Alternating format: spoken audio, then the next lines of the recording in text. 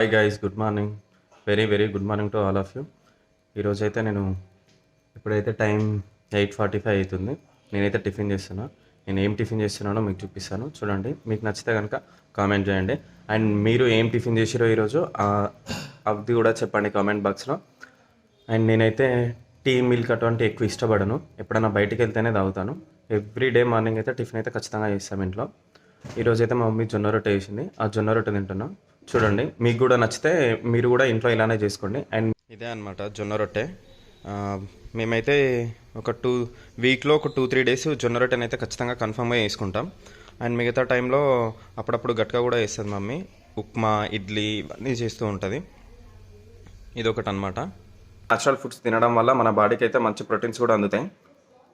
And మనం కొంచెం గట్టిగా కూడా ఉంటాం.